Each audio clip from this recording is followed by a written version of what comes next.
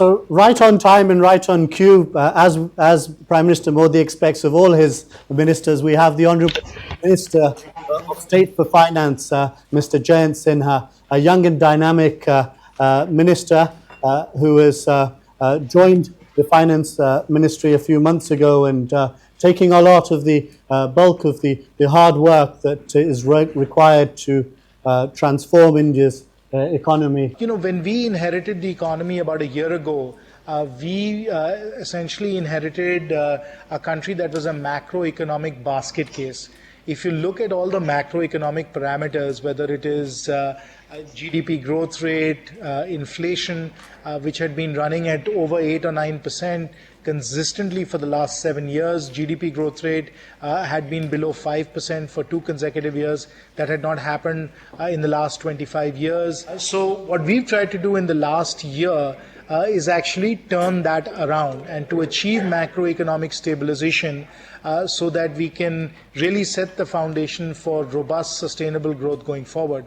And we are very, very fortunate, I would say. Also, we worked hard at it, but we have in fact turned around the macro completely, and the macroeconomic stabilization that we've achieved in a year, I would say, is quite extraordinary. And that's very important because we now have the foundation for very robust, sustainable growth going forward. The roadmap that we've created in terms of economic policy really rests, I would say, on 5 important pillars. Number one, what we're trying to do is to actually strengthen very much the fiscal position of the Indian state. Along with that, what we've done in this budget is to actually devolve a significant amount of spending that was at the center to the states. And then the third element of the fiscal architecture of the Indian state is really what we're trying to do with GST, is a very important element of the transformation of India's fiscal architecture. The second very important pillar that we're putting in place is higher agricultural productivity. And that higher agricultural productivity we want to achieve through irrigation, because 50-60% of Indian fields are not irrigated, through better management. The third pillar, of course, is Make in India, which is to increase the share of manufacturing in the Indian economy. And there's a whole host of things that we are doing there. Fourth pillar is employability and skills development of our people. And there we've got a new skill development ministry to ensure that India's young workforce has the skills necessary to be able to take people and put them into productive occupations. And the final aspect of what we're trying to accomplish is much better, much more orderly, much more planned urbanization. And there, we've just recently announced the fact that we are going to be spending somewhere in the region of $15 to $20 billion over the next 5 years in the 100 Smart Cities program. And we are really trying to ensure that urbanization in India happens in a much more orderly manner, with much more consideration of many of the problems that we are already facing right now, such as congestion, environmental and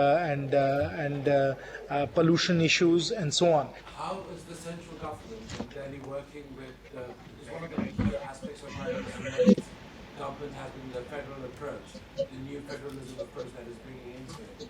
How does Make in India, all these 5 pillars, how are you working with the different states to ensure it happens across the country? With respect to Make in India and federalism, there are, I would say, 3 important aspects to that. The first is that, at the national level, we are trying to make sure that certain deterrents, such as, for example, inverted duty structures or public infrastructure that has impeded the growth of manufacturing, is dealt with. Ease of doing business is another one. So we are trying to make sure that as far as we can, from the center, our policies are as supportive as possible. What advice can we give to our government, to our politicians, to actually make it easier for the youngest and brightest from India to come and study over here, to come and study and work in the UK, and then to take their skills back to India in the same way as the ABC have done in China for over over many years. I myself spent 22 years in the US. Got two graduate degrees in the US before I returned back to India. So I have a bit of a perspective on the whole diaspora phenomena and what is it that attracts people back. So my own suggestion would be that what the UK needs to do is to first of all ensure that there are adequate scholarships available.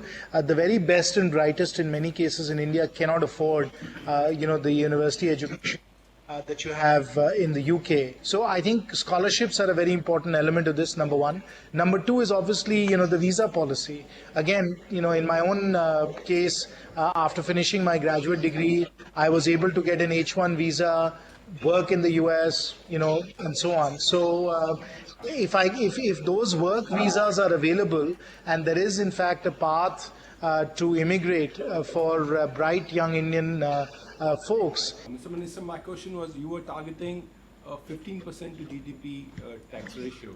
So can you explain it a bit more on that? What's the government plan on that? We have some thoughts, but I wouldn't say we have a plan yet because we are obviously starting to work on this. But the most important thing is we have to be able to ensure much better compliance, particularly for the retail trade, the distributors, many of which actually are not very compliant when it comes to paying taxes. We've also got a major crackdown going on as far as the black money and the black economy is concerned. We think that will improve compliance as well.